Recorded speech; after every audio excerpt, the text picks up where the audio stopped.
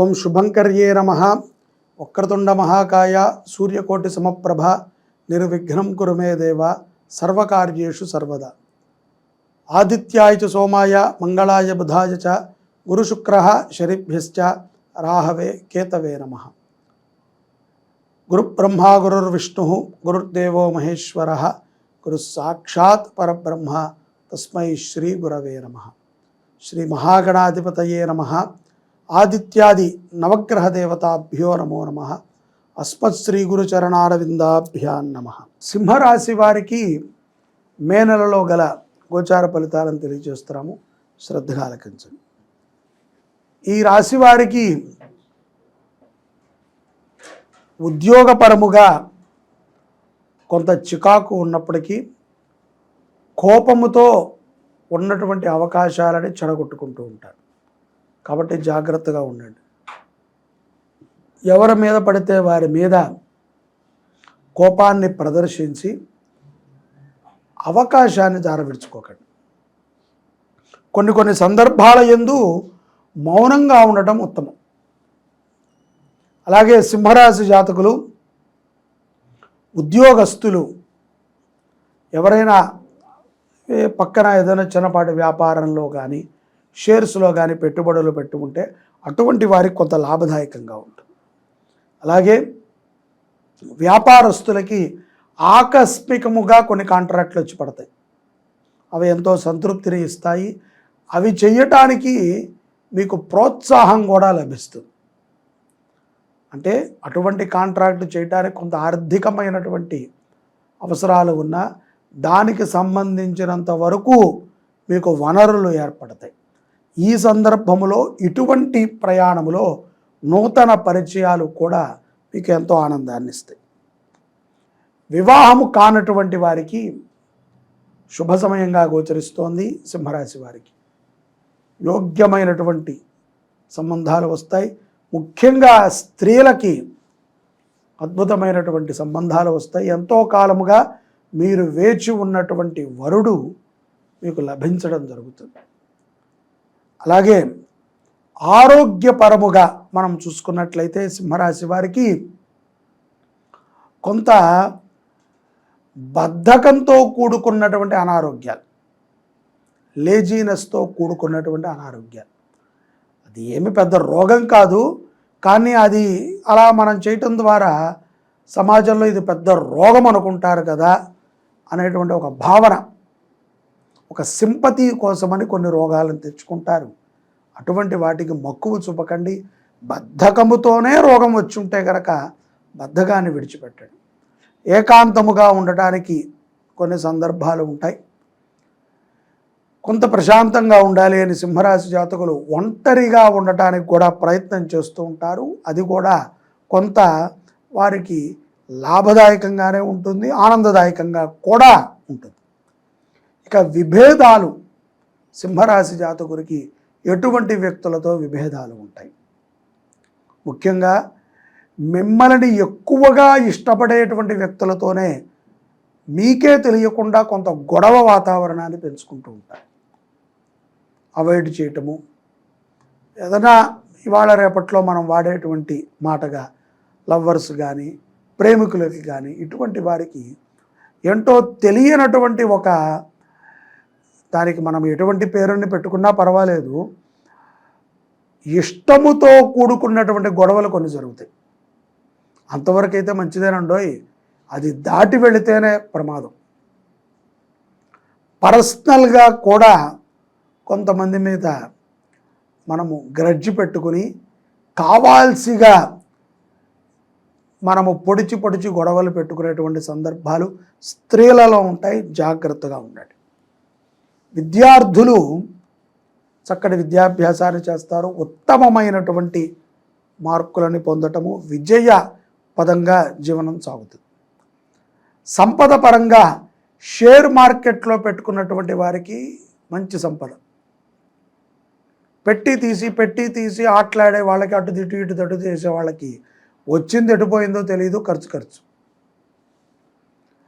ఆరోగ్యపరముగా ఉండటానికి, అనారోగ్యాల నుంచి బయటపడటానికి ఒక షెడ్యూల్ పెట్టుకుని ఈ టైంకి ఇది, ఈ టైంకి ఇది, ఈ టైంకి ఇది అని ప్రతి దానిని కూడా షెడ్యూల్ పరంగా చేయటం అనేటువంటిది చాలా మంచిది.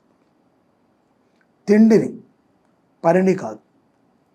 ఏదో నచ్చినప్పుడు ఇంతంత తినేయటం, నచ్చినప్పుడు రోజంతా ఉపవాసం ఉంటే నీరసం వచ్చి పడిపోతారు. రోజు ఒకటే షెడ్యూల్ని తిండిలో మెయింటైన్ చేస్తే ఆరోగ్యం దృఢంగా ఉంటుంది. వైద్యుల యొక్క సలహాలని పాటించండి. సొంత వైద్యాన్ని వాడి అనారోగ్యాన్ని పెంచుకోవద్దు. హాస్పిటల్లో ఉండేటువంటి సందర్భాలు కూడా కొంతమేరకి సింహరాశి వారికి ఉన్నాయి.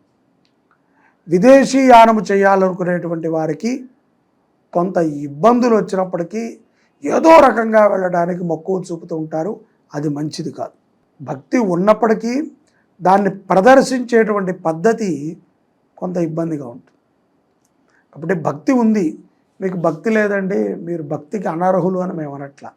భక్తి ఉంది, కానీ అది అతి భక్తా లేకపోతే మనము చూపించేటువంటి భక్తి అనేటువంటిది గ్రహించుకుని మనం చేయాలి. విశ్వాసము, భక్తి ఇవి రెండు కూడా మనము చూపించేటువంటి వాటిల్లో కొంత తేడా కనబడితే అవి వెళ్ళాల్సినటువంటి ప్రదేశాలకు వెళ్ళం. విశ్వాసము, ఎదుటి వ్యక్తి మీద విశ్వాసం ఉంది, నమ్మాను కానీ ఎందుకో డౌట్ వచ్చిందని అడిగాను అంటే అది విశ్వాసం కాదు.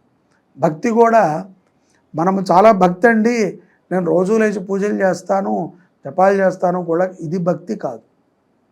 భక్తి అంటే ఆధ్యాత్మికంగా నిన్ను నువ్వు శుభ్రపరచుకోవటం.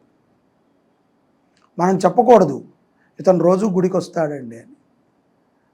అది మీ మినిమం ధర్మం. రోజు నేను పూజ చేసుకుంటాను, అది నీ మినిమం ధర్మం. చొక్కా ప్యాంటు ఎలా వేసుకుంటున్నావు, డ్రెస్సు, అది ఒక ధర్మం అంతే. అది ఎందుకు మనం చెప్పాలి?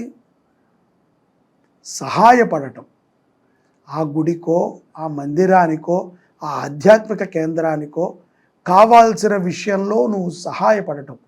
అప్పుడు ఆ అర్చకులో అక్కడ ఉండేటువంటి వారో ఒక ధైర్యం మాట, మాకు బలానా వ్యక్తి ఉన్నారు, ఇది అడిగితే ఆవిడ కాదనరు, చేస్తారు అని. గ్యారంటీ లేని భక్తి భక్తి కాదు. కాబట్టి భక్తిపరముగా మంచి సాధనని చెయ్యండి. అలాగే అన్నదానము చెయ్యండి. గురువారము కానీ శనివారము కానీ తప్పనిసరిగా ఈ యొక్క సింహరాశి జాతకులు అన్నదానం చేయడం ద్వారా విశేషమైనటువంటి సేవను పొందగలుగుతారు. పౌర్ణమి తరువాత ఈ యొక్క సింహరాశి జాతకులు ఉద్యోగస్తులు ఉద్యోగంలో వచ్చేటువంటి మార్పుని గ్రహిస్తూ కొంత శాంతముగా ఉండండి. ప్రతిరోజు ఓంకారాన్ని ఒక 3 నిమిషాల పాటైనా మంచి స్థలములో కూర్చుని ధ్యానము చేయండి. వ్యాపారస్తులు కూడా అంతే, తొందరపాటు నిర్ణయాలను తీసుకోవద్దు. మధ్యవర్తిత్వము ద్వారా చేసేటువంటి పనులు నష్టాన్ని తెచ్చిపెడతాయి.